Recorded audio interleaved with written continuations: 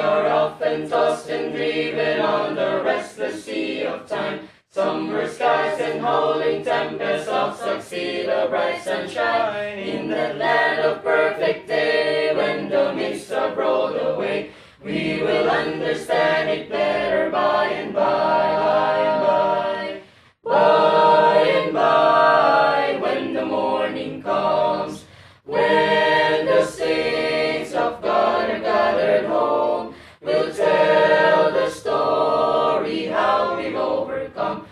We will understand it better by and by, by and by.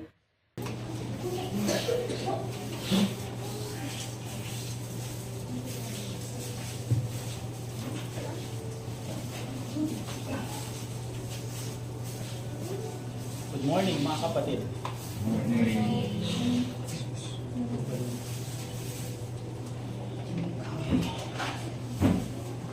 So, dun sa tanong ni Brother Alfred, meron din akong konting sagot. Dun sa go ye, therefore, and teach. Yung Greek na ginamit dun is matetei, means to make disciples. Doon naman sa pangalawa, ano sinabi? Teaching them. Ginamit doon is didasko, meaning to teach. So, tama yung sagot nila pastor, ang sabi doon is gospel. Nasaan ang gospel? Nasa isang verse lang. 2 Timothy chapter 3 verse 16. All scripture is given by inspiration of God, profitable for what? For doctrine. Sa Greek word ng doctrine doon is didaskalia, meaning to teach. So, dun muna tayo magsisimula sa verse na yun. Once we establish that this is the authority, the authorized, and inspired na word of God, pag na-establish na natin yun, everything sunod-sunod na siya. Sunod-sunod. So, that's my idea about that, brother. But, by the way, salamat sa kape kanina. Sa newspaper begins. Okay. So, thank you. In-invite ako ni Pastor June. Dito rin si Elder Hero and si Pastor Roy. Ako po si Vay Cristobal. Preacher po ako ng Online Primitive Baptist Church sa may Kawayan, Bulacan. Pastor ko po ay si Pastor Martin. Okay. So,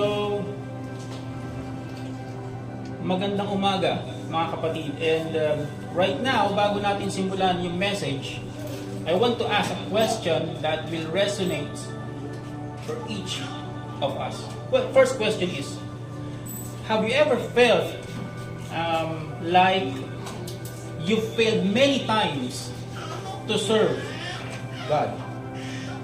Second, have you ever feel like yung weakness mo, yung kahinaan mo, and your insecurities disqualify you from fulfilling your purpose? Sometimes, minsan iisip natin na hindi ako magaling magsalita. Mahina ako dyan. Na hindi ko alam yung gagawin ko eh. This message is not only for the pastors or for the members. Kapag naintindihan natin to, you can share it to your friends, to your families. Third question is, meron bang moments sa buhay mo na nag-iisip ka, yung mga past mistakes mo, kaya bang i-redeem ng Panginoon yun? Kaya bang patawarin ng Panginoon yun?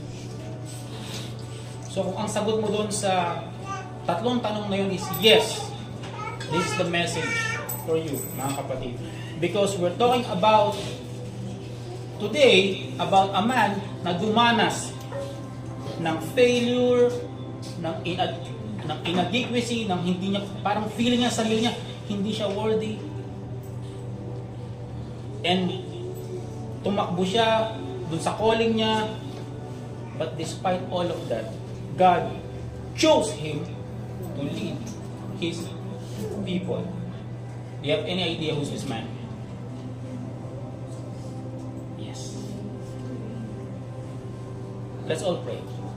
Alam namin Diyos, makapangyarihan namin Ama, malapit sa inyo at humihingi Panginoon ng gabay sa inyo po ang aming puso at isip. Kung maintindihan namin Ama ang inyong banal na salita. Dalangin namin Ama na kami matuto sa inyong salita Panginoon. Ito po ay maibahagi din namin sa aming mga mahal sa buhay. Maraming salamat po Ama in Jesus' name. Amen. Amen. Exodus chapter 3 verse 11 to 12. And Moses said unto God, Who am I, that I should go unto Pharaoh, that I should bring forth. Dito ko And Moses said unto God, Who am I, that I should go unto Pharaoh, and that I should bring forth the children of Israel out of Egypt? And he saith, eto ang sabi ng Panginoon, ng Diyos, Certainly, I will be with thee. The title of our message today is, I will be with thee. God works through broken people. So, pag sinabing broken, maraming klase yan eh. Pag sinabing broken, unahin natin, isa-isahin natin ha.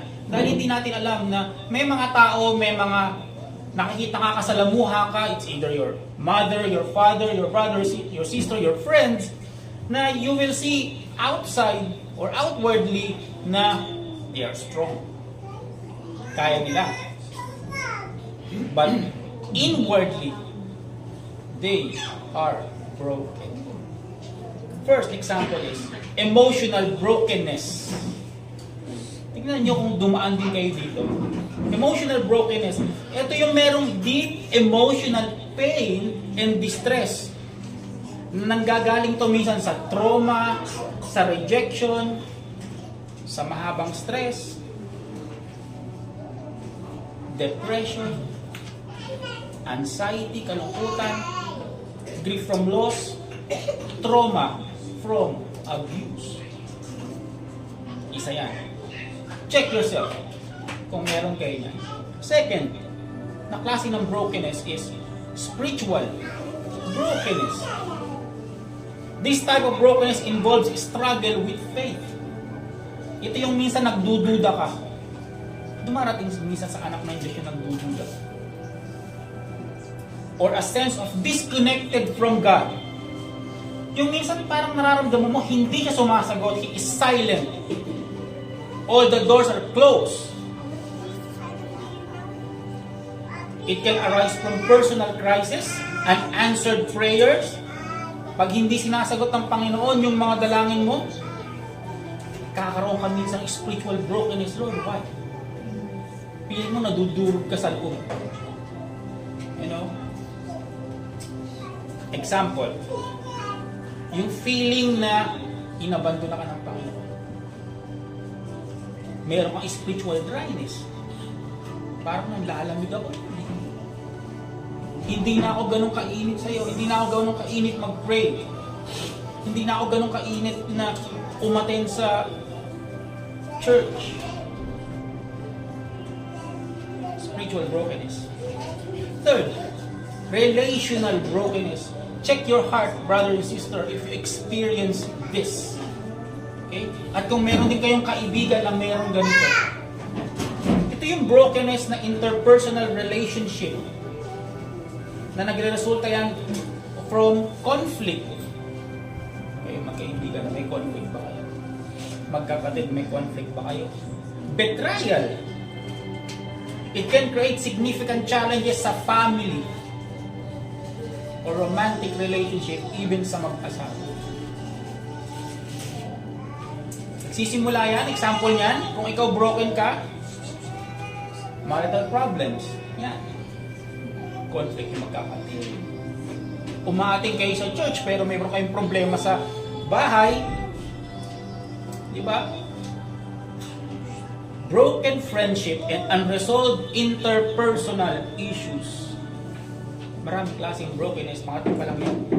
Fourth, physical brokenness. This refers to physical health issues.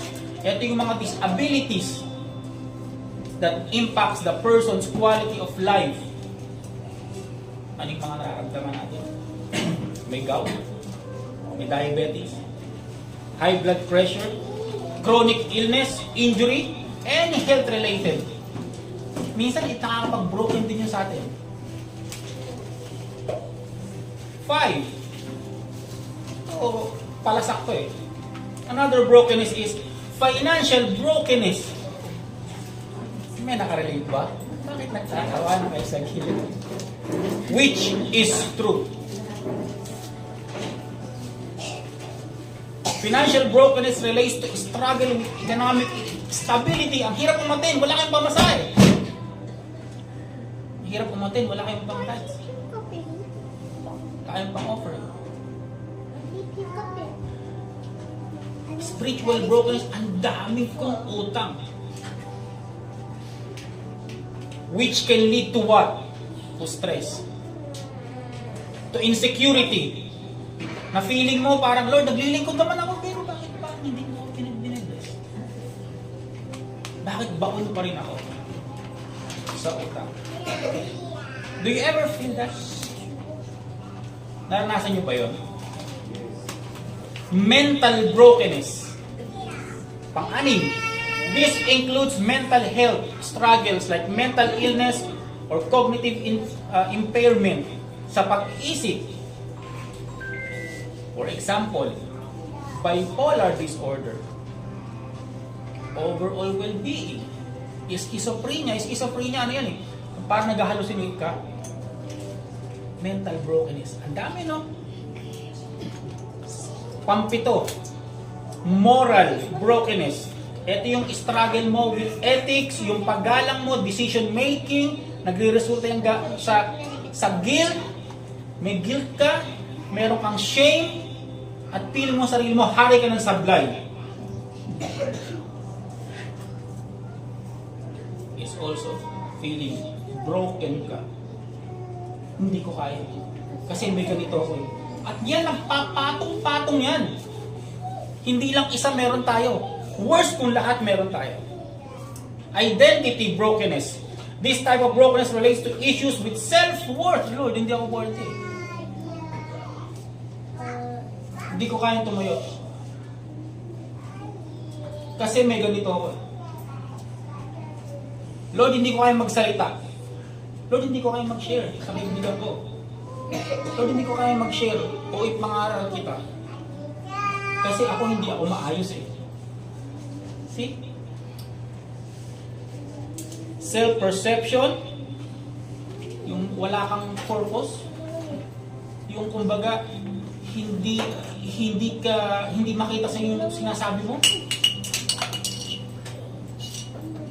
Ito yung meron kang low esteem at hindi mo alam yung direction mo sa buhay mo. Hindi mo alam yung direction mo sa buhay, mag-share ka ba?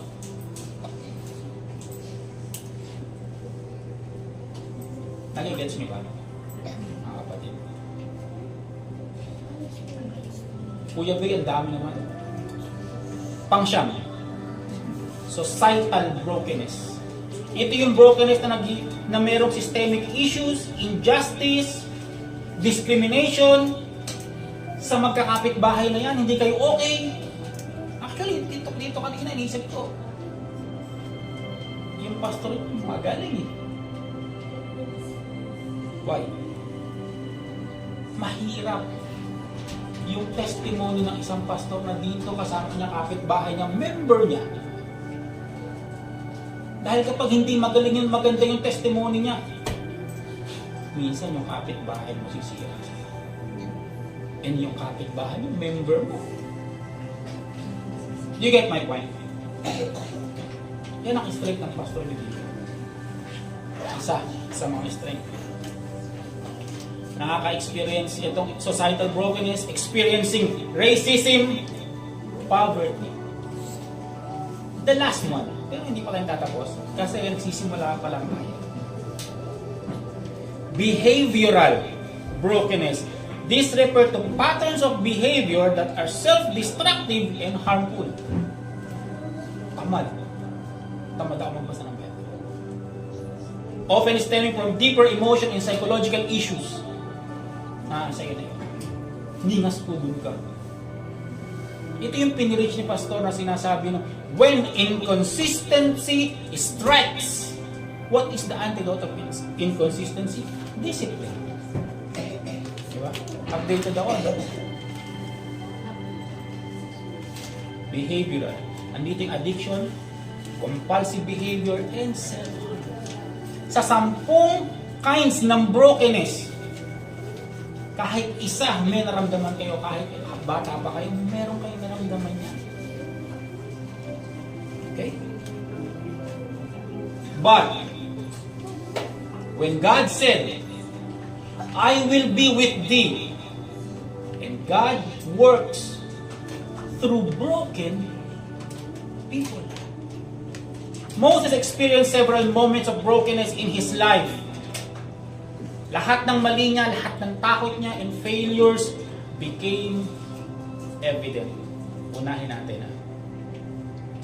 1. Moses' impulsive action and flight to Midian.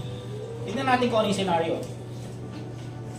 Moses' journey to brokenness began when he impulsively killed an Egyptian who was beating a Hebrew slave. Para sa kanya, tama yung ginawa niya eh. Diba? This rash action led him to flee Egypt, abandoning his life of privilege and becoming fugitive in Midian. His act of violence didn't resolve anything. Instead, it brought isolation, fear, and guilt. Minsan parang gumawa ka na ng tama pero feeling mo mali. Mali pala. Tapos, Lord, tama na yung ginawa ko, pinagtanggol ko yan, nakapatay ako eh. And then, alam mo sa sarili mo, mali yun. Takot ka, nag-isolate ka. Kapag broken ka, nag-isolate ka. Di ba? Nagtatago ka kapag durog ka. Exodus chapter 2, verse 11-15. When Moses was grown, he went out unto his brethren and looked on their burdens. Nakita niya, hirap na eh. And he espied Egyptian smiting a Hebrew. Hebrew, which is one of his brethren. And he looked this way and that way, and when he saw that there was no man, pinatay niya yung Egyptian and tinago niya sa ilalim ng sand. Nilibing niya. Pharaoh sought to slay Moses. Hinanap siya ng Pharaoh para patayin siya. And Moses fled and dwelt in the land. Nagtago siya. Naging fugitive siya. Nagtatago. Ito, imagine niyo yung decision ni Moses na tumindig ka in the name of justice. Pinapahirapan eh, sinasaktan eh. Pinapatay mo. Tapos ang nangyari, ang resulta noon, ikaw yung magtatago. Moses thought he could control the situation by hiding the body.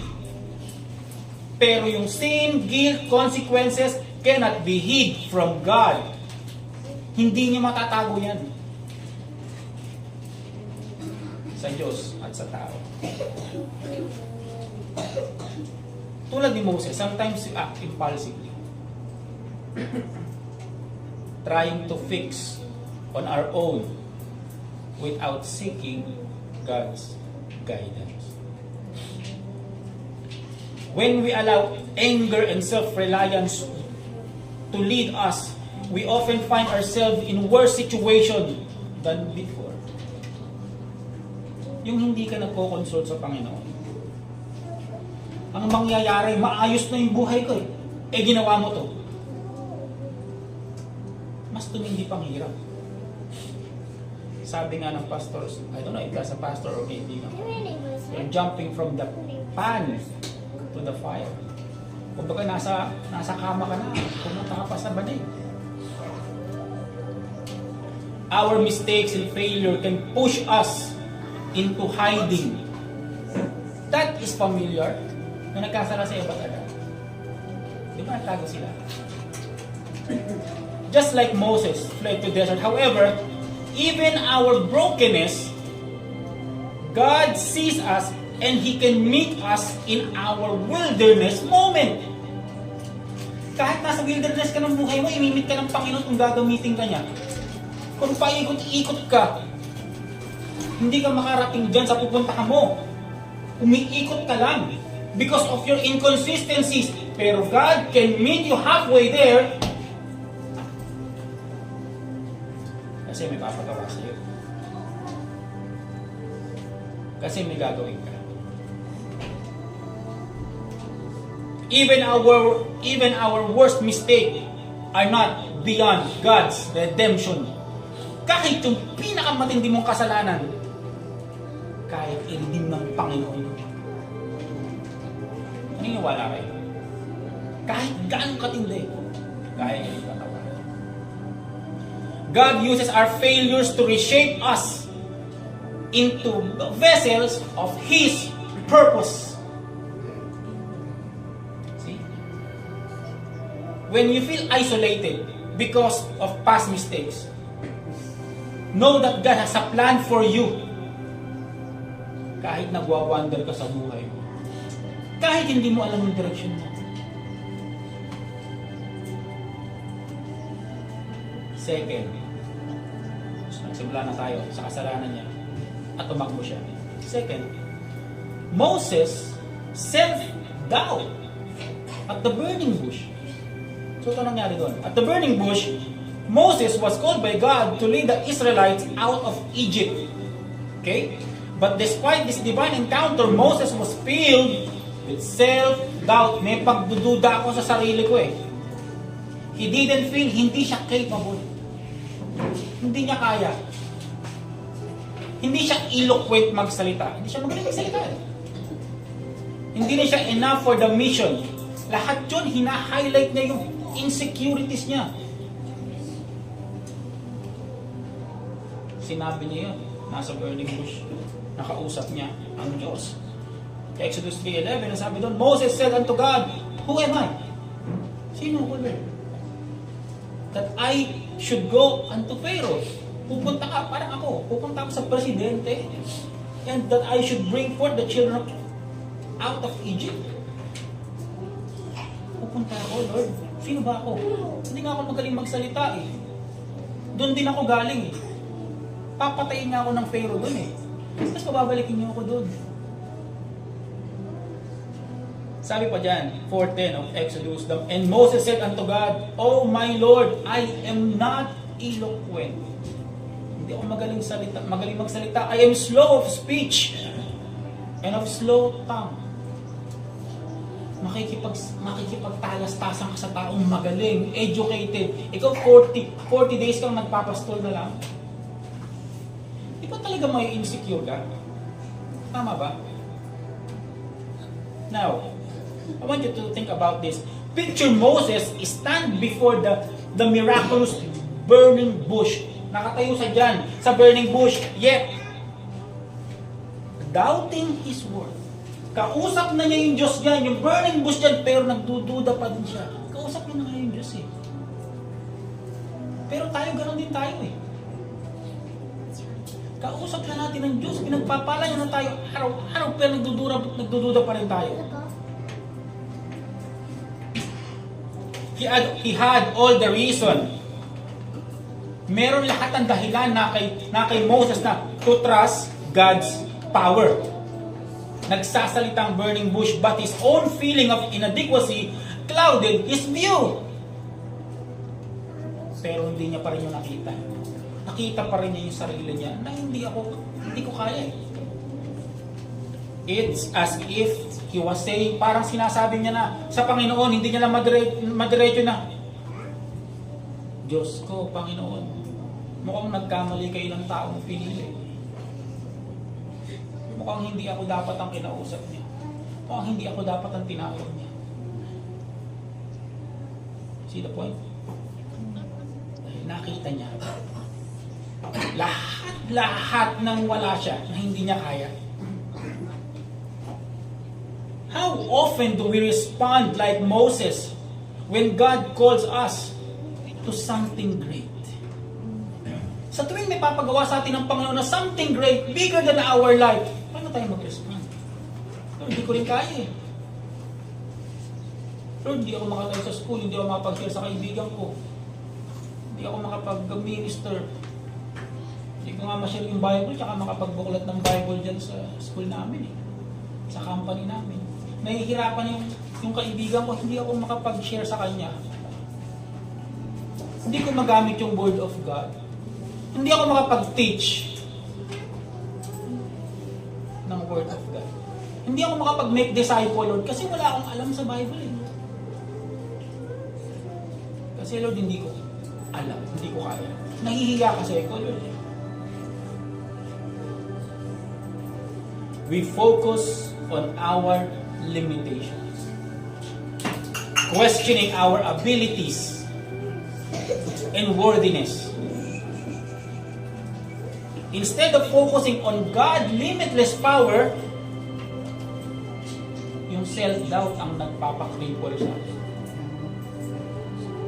Imbis na nakatingin ka sa Panginoon na tumatawag sa iyo, hindi. Nakatingin ka sa hindi mo kaya. Ano nangyari kay Moses? But God's call doesn't depend on our perfection. Hindi nakadepende yan sa perfection natin.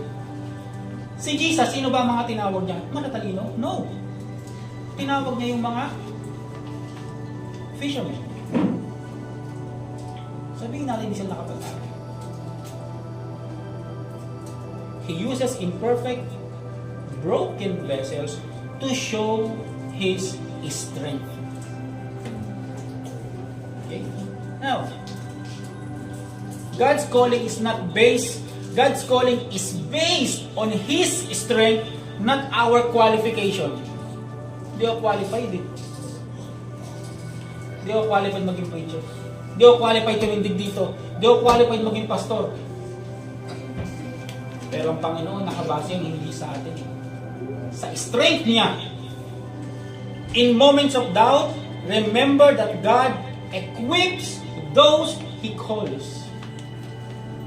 Siya magtuturo dun sa tinawag niya. Siya maggagay dun sa tinawag niya. Dahil pangalan niya ay nakasalalay dun. Mukha niya. Sa tingin niyo, ang Diyos na makapangyarihan, hahayaan niya yung sinend niya.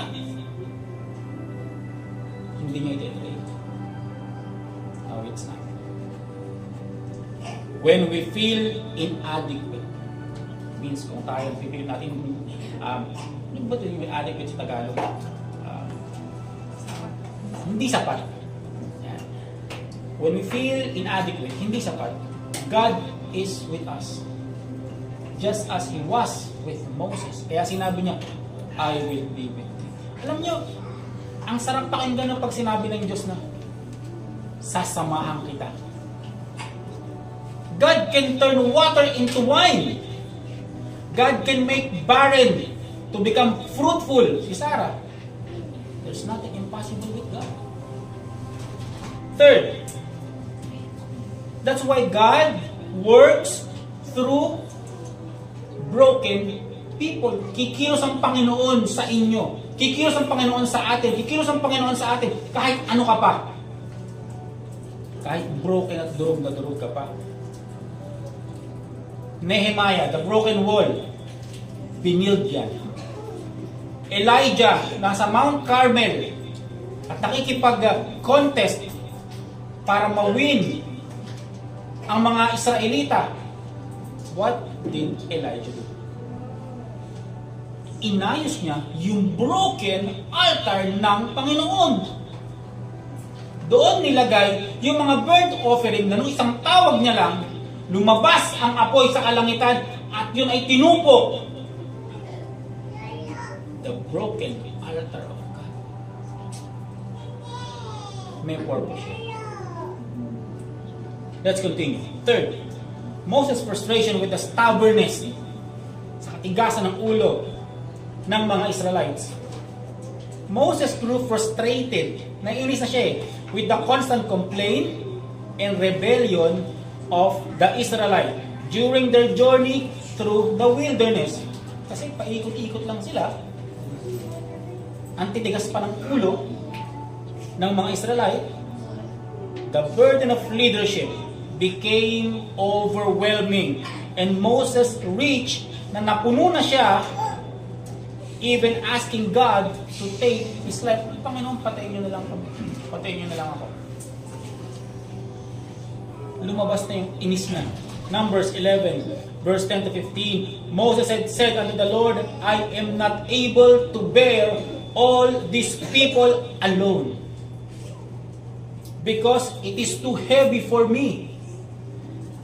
Kill me. Sabi niya, I pray thee out of hand. If I have found favor in thy sight, let me not see my wretchedness. Hindi niya na kayang i-handle yung mga tao. Yung burden ng leadership, ang kulit ng tao ko eh. Ang kulit ng member ko eh. Patayin mo na lang ako.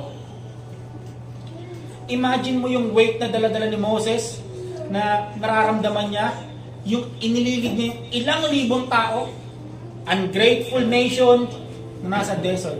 Konting bagay, reklamo. It seems like every step of progress was met with complaints and rebellion.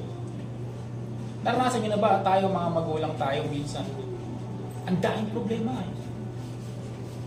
Diba? Mga anak natin minsan makulit pa. Sa church ang bait, pero sa bahay ang kulit. Diba?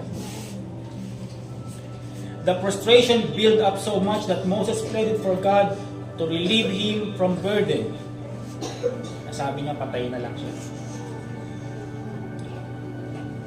Minsan nararamdaman niyo ba yung bigat ng responsibility sa leadership? Kasi tayo mga magulang, leader tayo eh.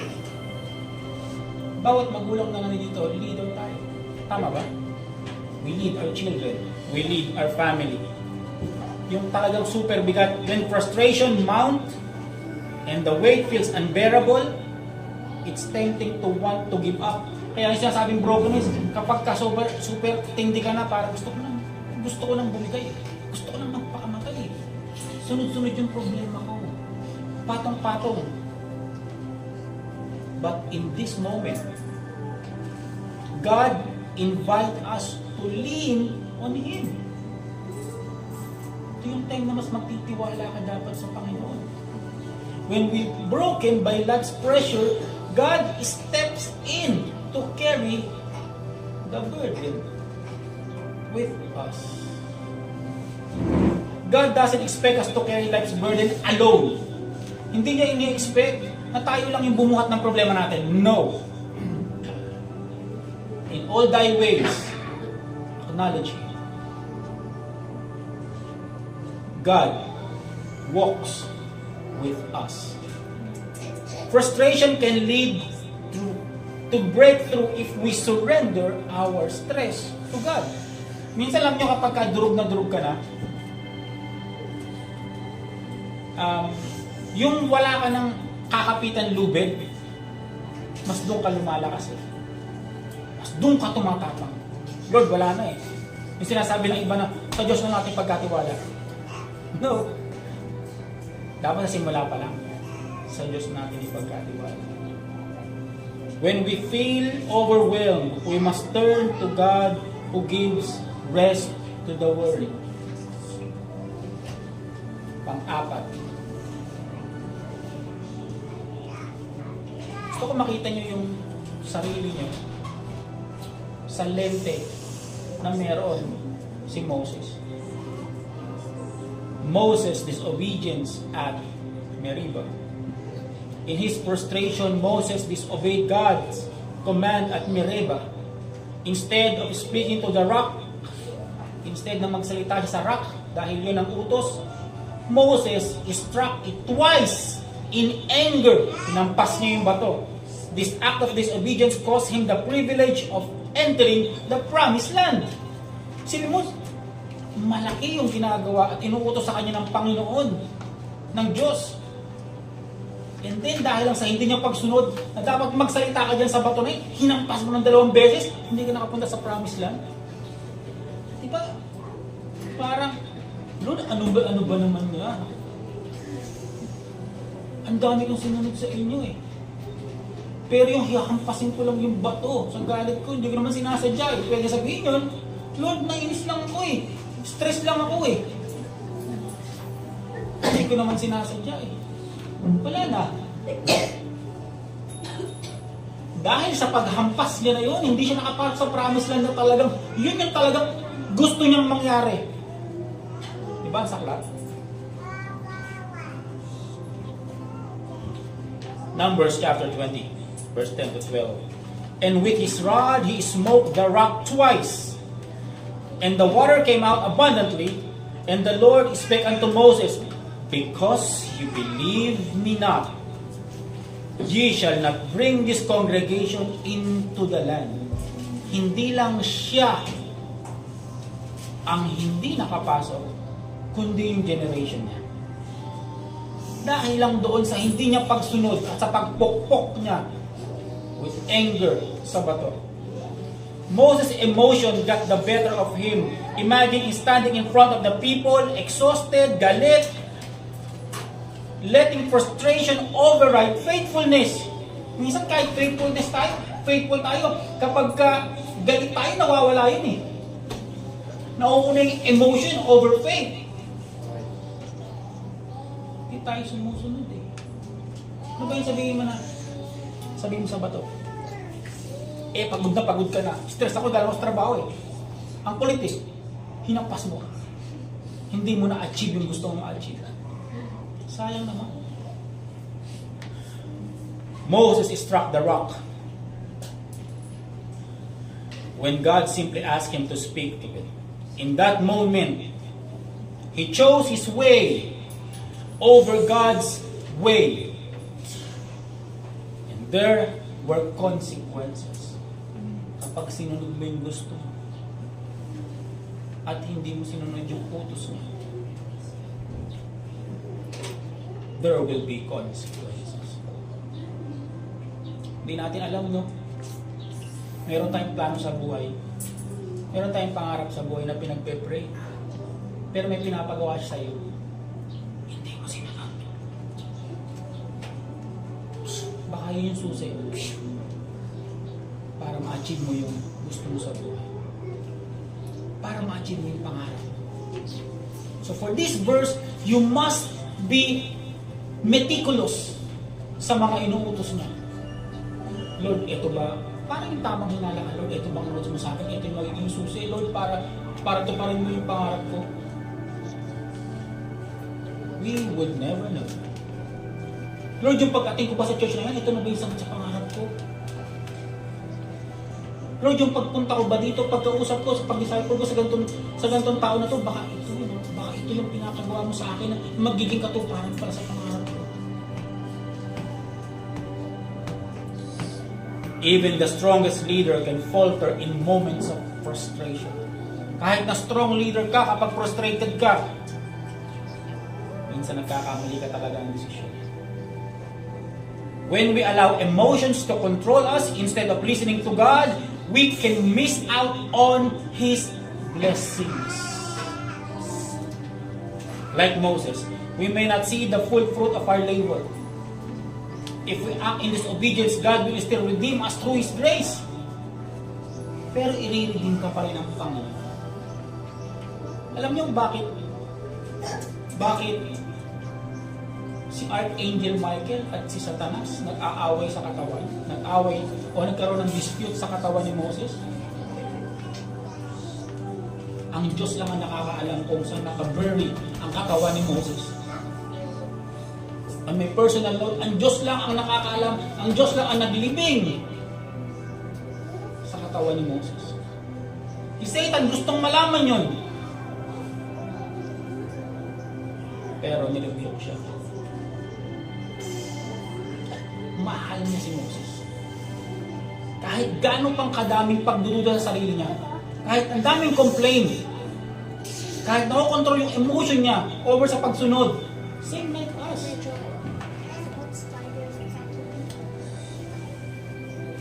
Now, our obedience to God matters, especially in moments of frustration. God's grace is abundant, but obedience can still carry consequences. Each of our disobedience may consequences siya. Hindi nyo lang napapansin, hindi lang ngayon. Whatever we sow, we reap. We must trust God's way even we feel frustrated and overwhelmed. Magtiwala tayo. Sabi nga lang, trust the process.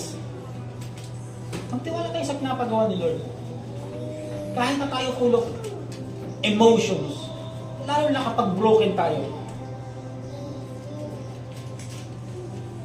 Now, panlima,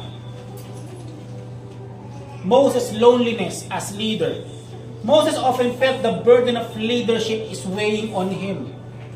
Sino nagturo kay Moses na nalagyan ng mga tao yung bawat hundreds, 50s, thousands, 10? Si Jericho. Si Jethro. Yung kanyang biyenan. Mahirap maging leader. Mahirap magpasunod ng taong iba-iba. Ang thinking, ang worldview.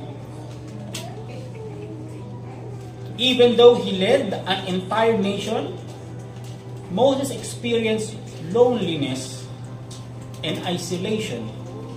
Ang pakiramdam niya na lahat na lang ng problema sa kanya, mahirap eh. Kayo magulang kayo, tayo magulang tayo, lahat ng problema sa atin. Hindi naman natin pinapakili sa mga anak natin. Same as leaders. Ano sabi ni Spider-Man? Great powers comes with great responsibility. Balik tayo yan. If you have great responsibility, you have great powers. Now, Exodus chapter 18, verse 17 to 18, Jethro said, "The thing that thou doest is not good. Thou wilt surely wear away." Mapapagod ka. Kasi kung ilang daan libo yan, solo plate ka lang, one-man army ka, hindi ganun. "But thou and these people, thou art not able to perform it thyself alone." Kung isa lang ang presidente ng Pilipinas, which is isa, walang mayor, walang barangay captain, walang senators, siya lang, hindi niya kaya. That's why binigyan niya ng mga tao-tao. Imagine Moses having lead millions of people with all their problems, complain, napapagod din yan, feeling like it all rested on his shoulder, parang pastor. Napapagod ang pastor, ha? Hindi nyo lang nakikita. Hindi nyo lang napapansin. Kapag nakatindig yan sa harap, malakas yan. Pero pag yan nananalangin, doon nakikita yung pagiging broken niya because he knows that only God can heal him. Only God can make him whole.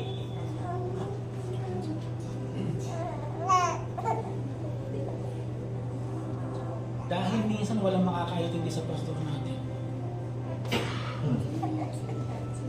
We are standing on the shoulders of our leaders.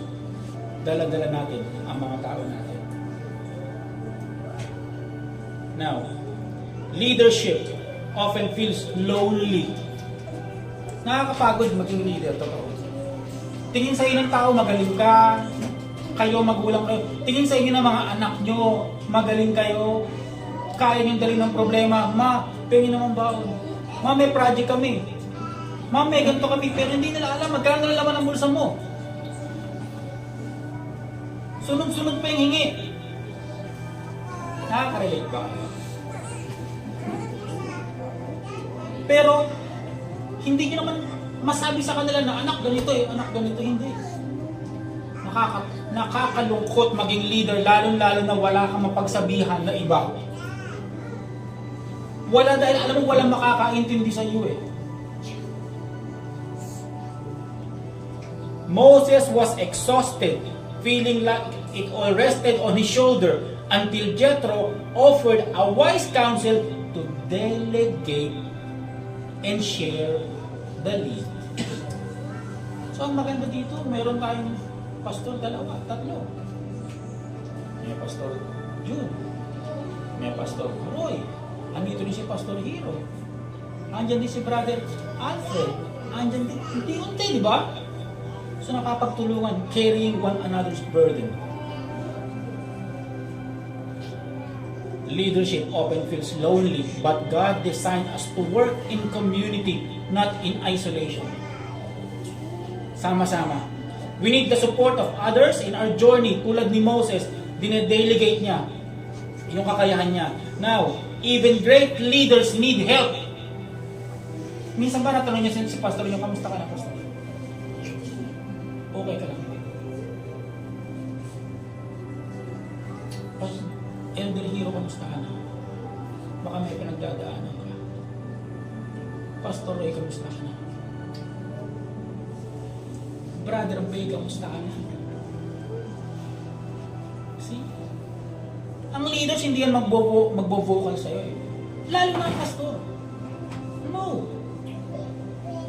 Yung problema nyo, pag may problema kayo, dala ng pastor yun eh. Ilalapag nyo yan sa harap ng Panginoon. But even our pastor is silently broken. Every Sunday and Sunday, nagpipreach. Kapag ka siya, kinausap nyo, andyan yan sasagot. To guide you, to teach you. Kamusta yung leader mo? Minsan nga, di tayo nakamusta ang anak natin eh. Ma, kamusta ka na? Ma, kamusta lang yung ibang kaibigan nyo? Kamusta? Sa PM, delikado yun. Kasi may kasunod yun eh. Diba? Community and wise counsels are gift from God to lighten our burdens. Kamustahin nyo ang bawat isa. Baka yung isa dyan talagang broken na, depressed na, hindi mo lang alam. Na nasa dulo na pala na magpapakamatay na siya. Hindi nyo masasabi. Outwardly, they are strong, but inwardly, they are broke. When we feel isolated, God provides people to share the journey. Magpapadali ka ng Panginoon sa tabi mo. Sisikuhin ka niyan eh. Hindi mo na alam yung gagawin mo eh. Oh, kamusta ka na, Irene? Kamusta ka na? Hindi ka na umatin ha. Ano nangyari? Tahimik mo ngayon. Papadalian ng tatapik sa iyo para maibalik ka. Kapag tayo mga kapatid, nakakaramdam tayo, may discernment tayo ng isang katabi natin o kapwa natin o kung sino pa man yan sa palagay niya na mayroong mabigat, baka pinadala kayo ng Panginoon sa gilid niya to remind them, to bring them back. Ang trabaho natin bilang anak ng Diyos, bilang member ng Diyos na ito, hindi para umupo lang at makinig every Sunday ng salita. No! Tulad sinabi ng Pastor Roy, we must make disciples. We don't know, maybe 2 years, 3 years from now, nandito pa ba kayo? Hindi na kayo magkakasya. Kung gagawin ba itong second floor, third floor, papalakihin. We need to make disciples. Be a blessing to others. You are the salt of this world. You are the light of this world. Now question, why God uses broken people? Sa tingin nyo, bakit na ginagamit? Yung mga taong durog. God uses broken people for several profound reasons. Una, to demonstrate God's power and grace. When God uses broken people, His power and grace are magnified. Ang namamagnify doon, Diyos. Their weakness. Yung weakness ng tao, na-highlight doon. Yung provision ng Panginoon, na-highlight yung strength niya, making it clear that the success or change is due to Him, hindi human ability. Saan makikita yung Kuya Bay? Alam niyo si Paul? May thorn in the flesh, si Paul. Sakit man yun, karamdaman man yun, na yun yung tinitira ni Satan, diba? Para maging humble. Gustong maalis yun ni Paul. Gustong maalis ni Paul yun. Tumatawag siya sa Panginoon, pero alam mo sagot ng Panginoon? My grace is sufficient to thee. My strength is made perfect in thy weakness. This shows how God's strength revealed through our weakness. Hindi naman tinanggal ng Diyos yun. Tinanggal ba ng Diyos yun? Hindi. Yung ikaw, yung kalagayan mo ngayon, kung saan ka mahina, hindi niyan tatanggalin ng Panginoon kung ayaw niya. Kung may purpose niyan. Kasi gagamitin ng Panginoon yun para mamagin mo yung kapangyarihan niya. Anong parte sa buhay mo mahina ka? Anong parte sa buhay mo nahihiya ka? Anong parte sa buhay mo na feeling mo insecure ka? Yung parang bakit sila meron yan, bakit ako wala? Ba't kaya nila yan, ako hindi ko kaya? Anong parte yun? Marahil gagamitin ng Panginoon yun para mag-glorify siya. Second, why God uses broken people? To promote authenticity and relatability. Broken people are often more relatable and authentic. Sabi sa akin ng mother ko, babe, kapag kaibigan mo is may problema o bro, manipis yan. Mahina yan. Weak yan. Yung testimonies niyan, yung turo niyan may impact. Yung sasabi nilang may hugot yan. Dahil kapag ikaw broken ka at lumakas ka sa pamamagitan ng Panginoon, kapag nag-share ka sa iba, may impact yun. Kasi ikaw mismo yung patunay eh. Kaya yung mga pinagdadaan natin problema sa buhay, once God answered it, once God helped us na ma-overcome natin at yung kapwa natin is dumadanas ng ganun, huwag tayong mahiyang tulungan siya. Because yung pag-share natin, may impact yun. Yung story ni David, sabi niya dito, Psalm chapter 51 verse 10 to 12, create in me a clean heart, O God, and renew a right spirit within me. Restore unto me the joy of thy salvation, and uphold me with free spirit. David's repentance and brokenness made him relatable of God's mercy and grace.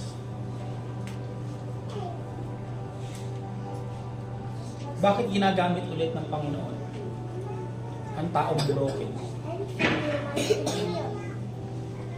To encourage dependence on God.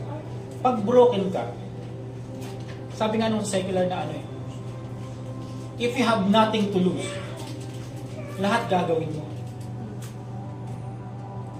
Brokenness can lead to a greater dependence on God.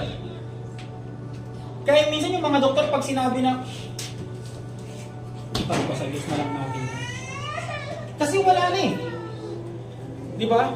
Now, when people realize their limitation, they are more likely to turn to God for help, guidance, and strength. Kapag ka wala ka na, talagang tatawag ka sa Panginoon. Kaya ginagamit ng Panginoon yung brokenness natin. Para lalo tayong magtiwala sa Kanya. Because God is able to do exceedingly more than we ask or think.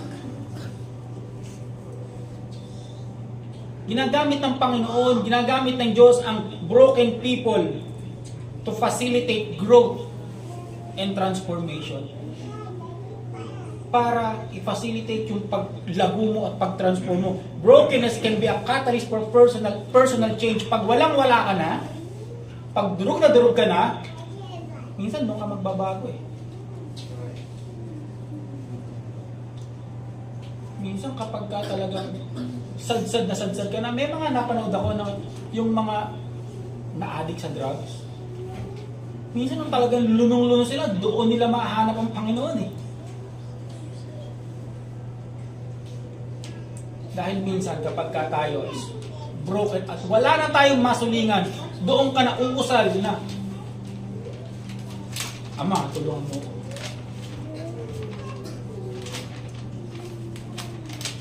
Now, Peter's denial and subsequent restoration by Jesus transformed him into a bold leader of the early church.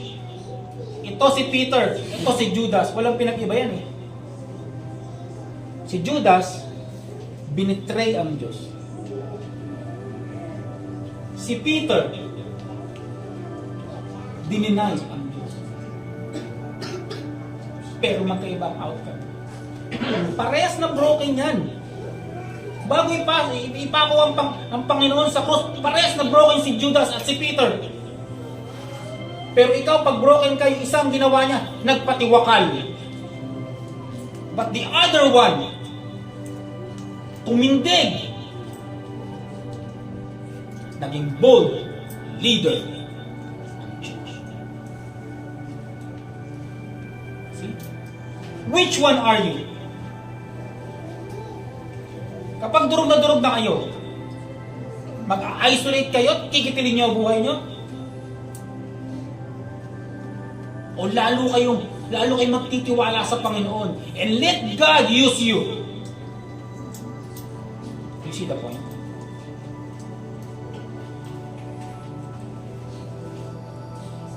God uses broken people to show the redemptive power of God. Doon niya ipapakita, tulad ni Joseph. Yung story ni Joseph, binetray siya, pinagbili sa slavery. Pero you know what? God used,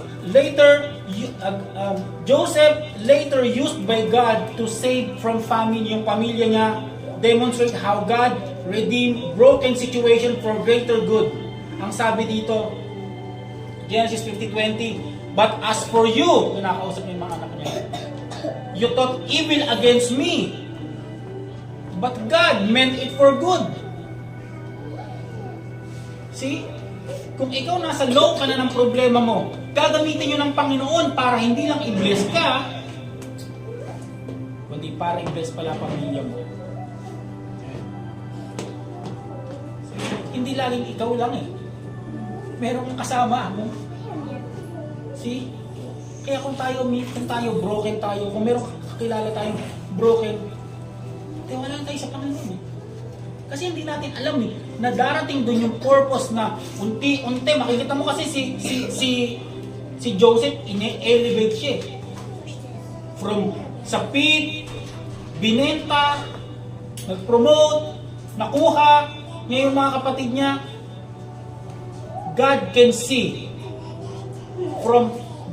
He can declare from end to the beginning and beginning to the end. Nakikita niya na yan eh. Yung palang pagbebenta doon kay Joseph, nasa plano pala ng Panginoon yan eh. Para pagpalain yung pamilya niya. See? Maybe your brokenness, gagamitin niya ng Panginoon o may purpose ang Panginoon yan para later on ma-magnify siya at hindi lang yun, i-bless ang pamilya niya.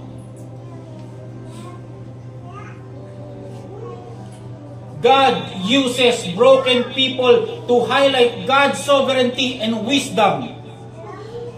By using broken people, God's sovereignty and wisdom are displayed. Yung kataas-taasan ng Diyos, di-display yan.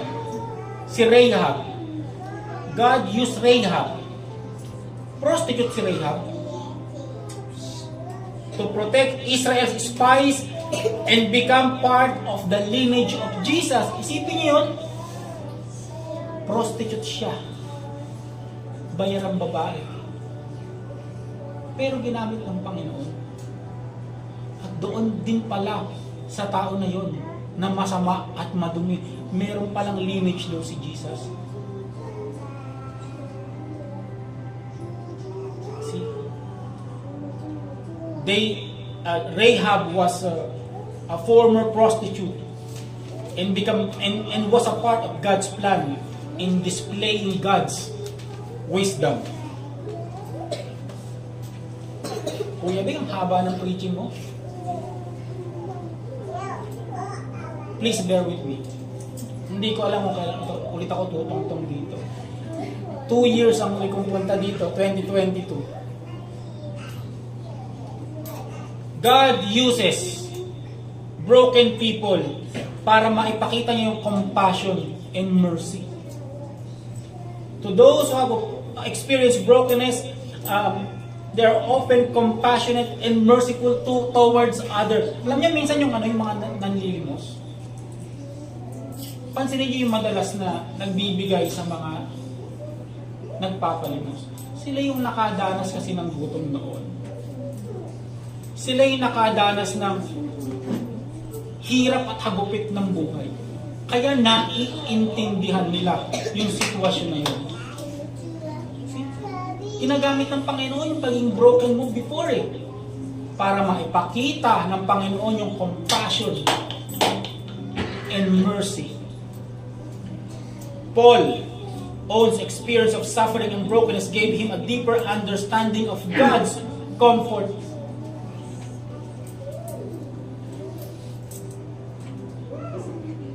Now, why God uses broken people? To illustrate the kingdom of God. The use of broken people reflects the values of kingdom. Nandun kasi yung humility, yung mercy, yung grace, in contrast to worldly standards and power. Kapag ka broken, ginagamit siya ng Diyos para ipakita again yung humility, kababaan loob. Alam niyo kapag broken kayo, humble kayo. Saan ka nakakita na ang tao broken na ang yabang pa? Diba? Broken ka na ang yabang mo pa? Grabe ka naman. Pero meron. Sabi niyan, blessed are the poor in spirit, for there is the kingdom of heaven. In Jesus' teaching about Beatitudes, dun sa Matthew chapter 5, highlights the kingdom of God's values to broken, meek, and poor in spirit. God's choice to use broken people demonstrate again His power, grace, and ability to bring beauty and purpose out of weakness and pain. Ngayon, Kuya Beg, paano natin ma-applyin sa buhay yung sinasabi mo, yung preaching mo ngayon? Paglabas natin ng pinto na yan. So what? Ano purpose ng preaching na yan? This message applies to everyone because it touches on universal human experiences. Hindi lang pang church. Pwede nyo itong i-share sa mga hindi pa mananampalataya ng Panginoon. So, paano yung i-apply ni yung God works through broken people? Una, your failures don't define you. Yung mga pagkakamali nyo, hindi yung nagde-define sa inyo ngayon. Just as Moses' early failure, yung pinatay Egyptian, didn't disqualify him for God's plan. Yung pagkakamali niya, hindi yung nag-disqualify. Meron siyang papaluin siya ng Diyos. Pero it doesn't mean na disqualify siya sa God's plan. Yung mali nyo, pagkakamali nyo noon, it don't define you sa mga future na gagawin ng Panginoon. Your past mistakes don't determine your future. God can still use you. The times you messed up, whether in relationship, sa work, o personal growth, hindi yun yung katapusan ng istorya nyo. Hindi yung nagkamali ka bukas, tapos na ako. No. So what to do? Don't get stuck in regret and self-condemnation. Huwag kang mag-dwell lagi sa past. Naisipin mo lagi yung pagkakamali mo at lagi mo sisihin yung sarili mo. No. You know what? The devil is an accuser. Lagi niyang ipapaalala yung pagkakamali mo para hindi mo magawa yung pinapagawa sa iyo ng Diyos. Lagi niya ipapaalala yung ginawa mo, yung guilt. Bibigyan ka lagi ng guilt ng nakaraan para hindi mo magawa yung pinapagawa sa iyo ng Panginoon. So you don't need to get stuck o sa puro ka regret or self. Bring your failures to God and let Him turn them into opportunities of growth. May failure ka, may sablay ka sa buhay, may kasalanan ka, bigay mo sa Diyos. Panginoon ang bahalang magpatawad sa iyo. Panginoon ang bahalang magparusa sa iyo. Pero again, pwedeng gamitin ng Panginoon yun para sa glory niya. God is not done with you, no matter how bad you fail. Hindi pa tapos sa iyo ang Panginoon. Hindi pa. Second, paano mo siya i-apply ang preaching na to? God calls you even when you feel unqualified. Kung tinatawag ka ng Panginoon pero feel mo unqualified ka, tinatawag ka pa rin. Moses felt inadequate o kulang when God called him at the burning bush, just like when we often feel unqualified to do what God asked for us. Minsan tinatawag tayo ng Panginoon eh. Huwag natin isipin na unqualified tayo. Let's march on. Pastor, feeling ko parang gusto ko pong mag-song lead. Alam, di ako marunong. Pastor, parang gusto ko pong magkaroon kami ng Bible study dito sa mga kaibigan ko eh. Pero hindi po kami marunong eh. Tuturuan kayo ng pastor niyo. Kapag ka tinatawag ka ng Panginoon, huwag mo sabihin sa sarili mo, I'm not qualified. No. Dahil pag tinawag ka ng Panginoon, wherever you are, whatever you are, whoever you are, He will train you. When you sense God is nudging you towards something, stop focusing on your inadequacies. Instead, lean into His promise. Kung sa tingin nyo na tinatawag kayo ng Panginoon to do something good, huwag kayong tumingin sa kahinaan nyo. Tandaan nyo lang yung sinasabi na, I will be with thee. I will be with thee. 5 word. I will be with you. Sabi ng Panginoon yan eh. Yan yung sinabi niya kay Moses eh. Paglabas yun ng church na ito, kahit yung 5 words lang ang tandaan nyo. Kapag may pinapagawa sa inyo ng Panginoon, walang iba yung isipin kundi, I will be with you. Ito ang sabi ng Panginoon. I will be with you. Kasama niya. Kasama tayo niya. Because if God be for us, who can be against us? I can do all things through Christ which strengtheneth me. I will be with thee. When God calls you, it's not about your ability. It's about your availability. See? Kung sabihin hindi mo kaya, available ka ba? Are you willing? Magkaiba yun. Again, when God calls you, it's not about your ability. It's about your availability. So how how do you use this message? God uses you to make a difference despite your weaknesses. So kahit may weaknesses ka, you can make a difference. Like Moses who led the Israelites out of Egypt despite his flaws and doubts, God can use you to lead, help, and influence others. Kahit broken ka. Sipin mo, no? Si Paul, nagpipreach, ang galing. Pero meron siyang karamdaman na thorn in the flesh, hindi inaalis ng Diyos. Think about it. God doesn't need you to be perfect to use you for His glory. Hindi mo kailangan maging perfect para gamitin ka ng Panginoon. Paano, Kuya Bay, kapag ako naman yung broken? Ako naman nakikinig sa inyo. Brother Bay, ako yung broken ngayon eh. Anong gagawin ko? Ako yung broken. One, acknowledge your brokenness. Acknowledge mo. Broken ka. Take a moment to reflect the areas in your life where you've experienced failure, weakness, or insecurity. Mag-reflect ka. Ako yung broken eh. Admit this to God in prayer. Acknowledge your brokenness is the first step toward letting God to work through you. Kung ikaw yung broken, accept mo, broken ako eh. Ilagay mo sa paanan ng Panginoon. Pag-pray mo. Write down specific areas where you feel broken and inadequate.